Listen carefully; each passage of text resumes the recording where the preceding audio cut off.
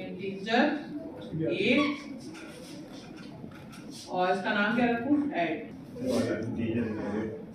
ये तो सिंपल है ये रिटर्न टाइप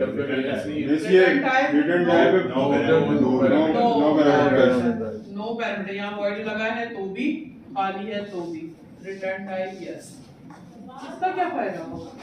इसको हम लोग रिटर्न टाइम में हम लोग फंक्शन से बाहर वैल्यू निकाल सकते हैं। कब निकाल सकते जी फंक्शन तो बना हुआ है, रन टाइम पे वैल्यू तो इंसर्ट कर नहीं सकते।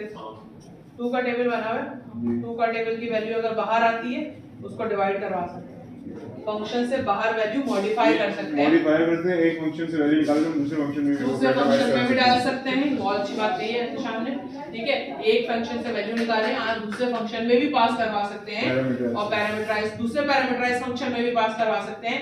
एक फंक्शन की वैल्यू निकाल के आप उसको कोई भी मॉडिफिकेशन कर सकते हैं। घर में आम आगे रखे हैं, अब आम एक फंक्शन है, ठीक है। आम फ्रिज में एक फंक्शन है, बना बनाया फंक्शन है। आप नहीं बोल रहे कि आप उसको आम बना रहे हैं, खजूर बना रहे हैं। मैंने कहा आम एक बना बनाया फंक्शन है। अब एक बंदा ज्यादा उसको निकालता है, मिल्कशेक बना के पी लेता है।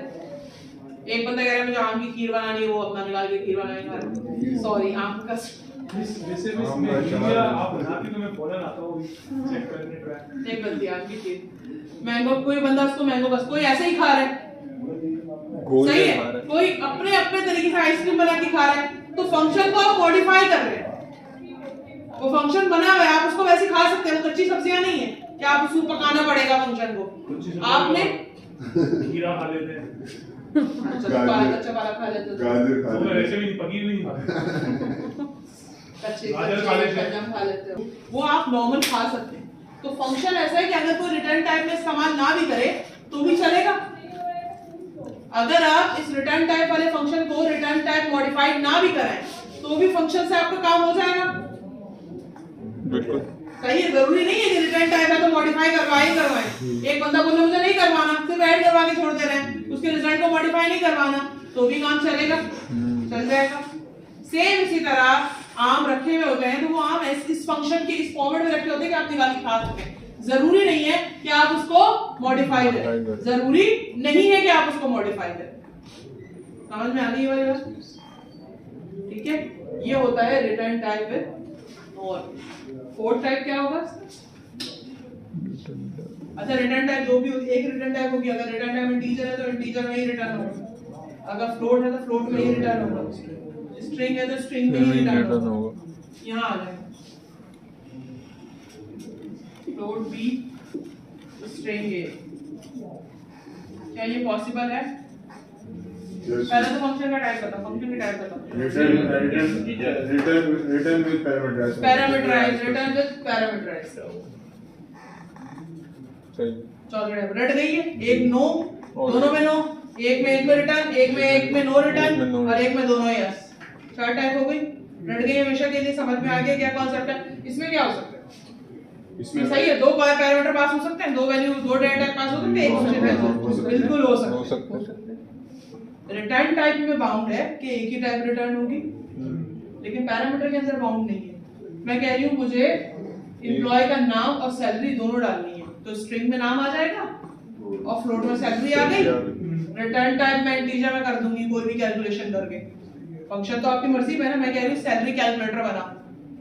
अब इसकी एग्जांपल एम्प्लॉय पे ऐसी हो सकती है कि सैलरी हर महीने, फर्स्ट करें अगर मैं बोलूं no return type function salary का बना दो और बोनस दे दो उसको, फिर तो हर महीने बोनस आना शुरू हो जाएगा। रिटर्न टाइप पे 50,000 60,000 डाल रहा है, उसके साथ साथ बोनस भी जा रहा है, खसारा हो गया ना, क्योंकि फंक्शन के अंदर कैलकुलेशन तो बोनस की भी की हुई है।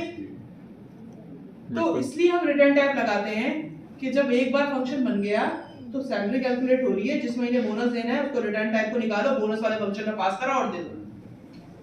समझ में आ गई ये चीज? सैलरी कैलकुलेट होकर आई, उसको बोनस के फंक्शन में पास करो एज अ पैरामीटर और उसको निकालो। खसारा नहीं हुआ? समझ में आ गई ये वाली बात? मैंने कहा एक एम्प्लॉय को सैलरी देनी है, आप no return type with argument से काम करें, एक नाम है और सैलरी है।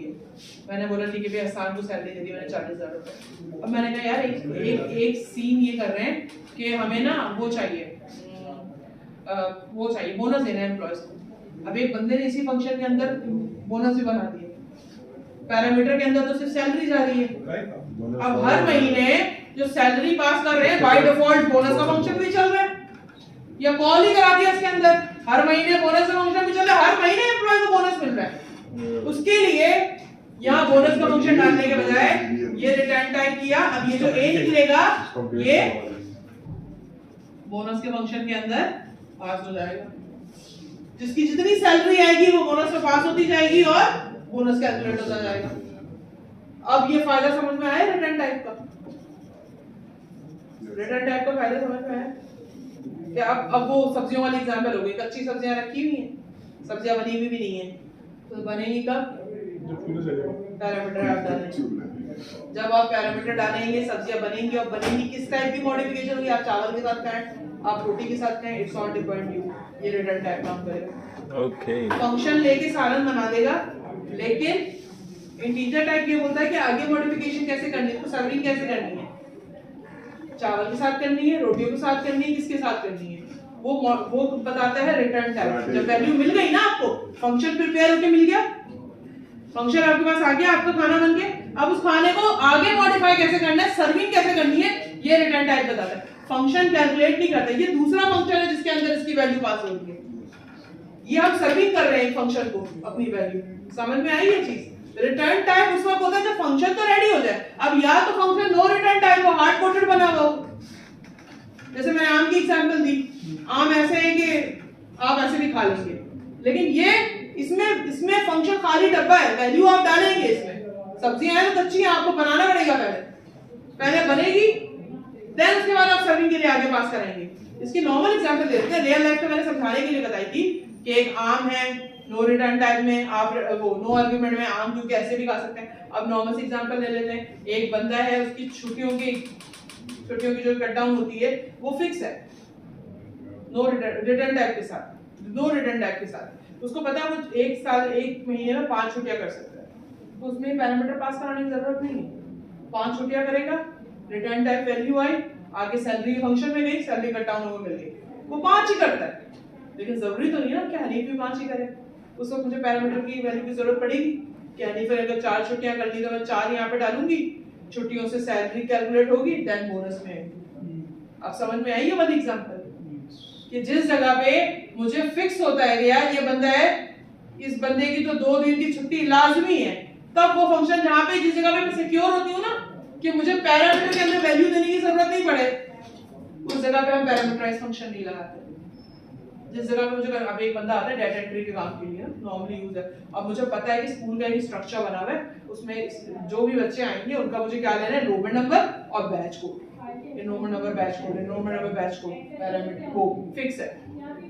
लेकिन अब एक नॉर्मल है, बहुत सारे स्कूल्स के बच्चे आ रहे हैं, सबके अलग अलग है। कोई मुझे रोमन नंबर देके जा रहा है, कोई मुझे एनआईसी नंबर देके जा रहा है, उसको पैरामीटर लगाऊंगा। समझ में? जिस जगह पे वैल्यू फिक्स नहीं होती उस जगह पे आप क्या लगाते हैं, पैरामीटर। जिस जगह पे आपको ये है कि जो फंक्शन से रिटर्न होकर वैल्यू आएगी वो मेरी कहीं आगे मॉडिफाई होगी, उस जगह पे आप क्या लगाते हैं, रिटर्न टाइप। जिस जगह से वैल्यू आपको नहीं पता लेकिन मॉडिफिकेशन का भी आपको कुछ नहीं पता कि रिटर्न टाइप पे वैल्यू आई, सैलरी निकली, चलो बोनस का कोई हिसाब नहीं है, तो आप उसमें रिटर्न टाइप नहीं लगाएंगे। कोई सवाल इन चारों टाइप के फंक्शन कोशिश हमारी जरूरत नहीं है। नहीं समझ आया दोबारा बताओ, दोबारा पढ़ा